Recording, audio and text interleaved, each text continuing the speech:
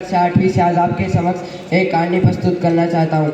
मेरी कहानी है। एक बार की बात है, एक गाय थी। वह घास चरते चरते कब जंगल में चली गई उसको खुद को मालूम नहीं था। अब गाय को घास चरते चरते दोपहर से शाम होने लगी।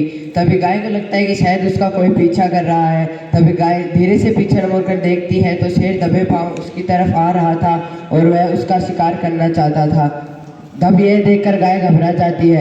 अब गाय के पास सिर्फ एक रास्ता था, उसे या तो जंगल के भीतर जाना था, अगर पीछे मुड़ती तो उसका शिकार हो जाता।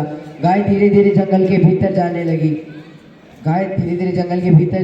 जंगल के बीचों बीच एक तालाब था। गाय तालाब के किनारे जाकर रुक जाती है। शेर भी गाय का पीछा करने लग जाता है। गाय तालाब के अंदर चली जाती है और दलदल होने के कारण वह वहां फंस जाती है और शेर भी जहाँ खड़ा था वहीं बैठ जाता है। तभी शेर को लगता है कि इस गाय के पास दूसरा रास्ता नहीं है और चलकर इसका शिकार कर लेता हूँ। तभी शेर पानी के अंदर चला जाता है और वह भी वहाँ फंस जाता है। अब गाय और शेर के बीच ज़्यादा दूरी नहीं थी। तभी गाय शेर से पूछती है कि तुम्हारा कोई मालिक या गुरु भी है। तब शेर कहता है, नहीं, मैं यहाँ का मालिक हूँ और मैं ही यहाँ का गुरु हूँ। और वह कहकर वह जोर से धार लगाता है।